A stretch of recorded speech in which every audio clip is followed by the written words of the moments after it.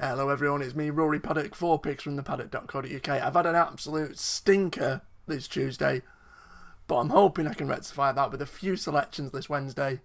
As always, it's time for today's tips.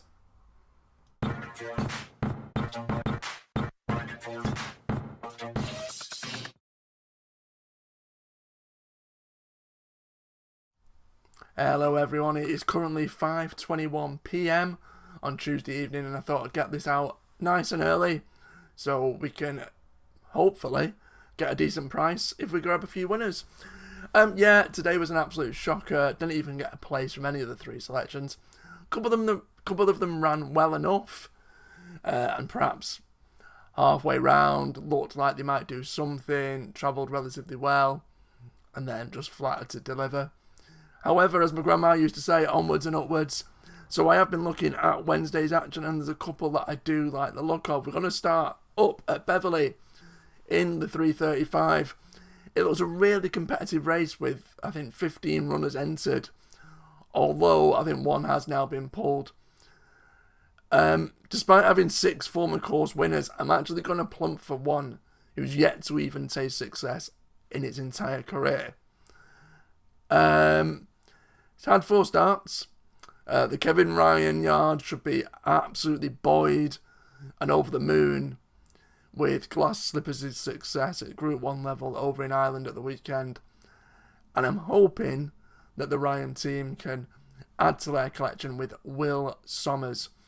Despite finishing second over 1 mile 4 last time, I reckon a return to 10 furlongs is definitely a positive, especially after finishing 4th in a similar sort of race as this at Haydock 2 starts back. Obviously this looks just as tough, if not more competitive, but I'm hoping the youngster will have learnt a lot from the 3 runs it's had this season and can go close once again. Now, still at Beverley, not a tip so much, but a little mention for Dapper Man in the penultimate race at Beverley. If you see any market support for him, definitely take note. And also in the final race, I think it's an amateur riders race, on the same card at Beverley. The same could be said for both Ifton from the yard of Ruth Carr and Stealing Silk, who you should have sort of a close eye on those, especially if they attract any sort of financial backing in the market. Moving from Beverley and heading on over to Cork, wearing the 240. Now, I've said it's something I rarely do, however, that motto should be kind of thrown out the window as I find myself yet again talking up the chances of 2 horses in the same race. This time, in an 11-runner race, and I know a few of you may turn your nose up at this, trying to find 2 horses, tipping up 2 horses in the same race, and there's only 11 runners.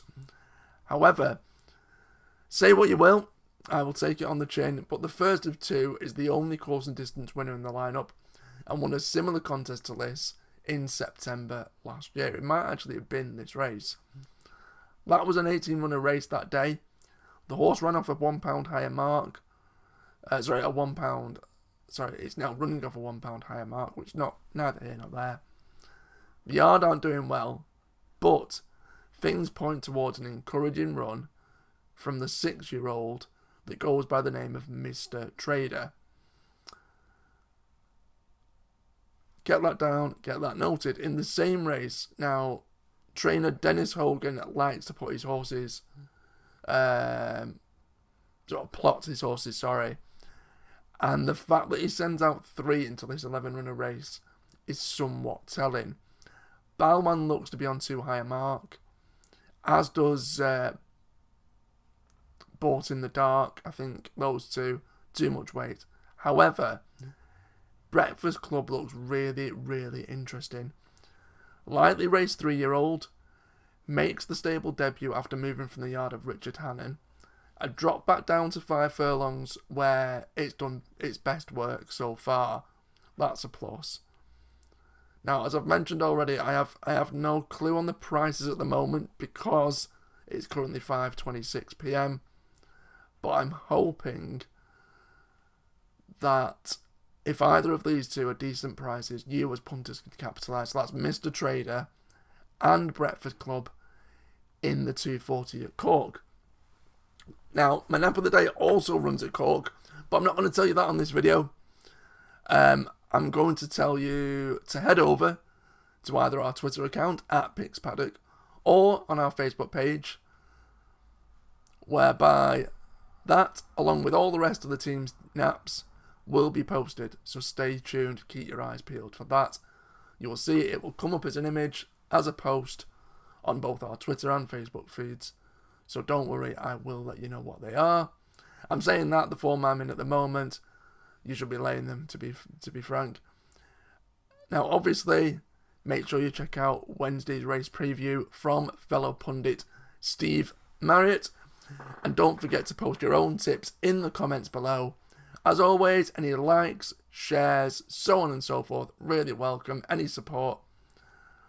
Fingers crossed for a better day. I mean, it can't be any worse than today. So fingers crossed for a better day this Wednesday. And as always, good luck if you follow.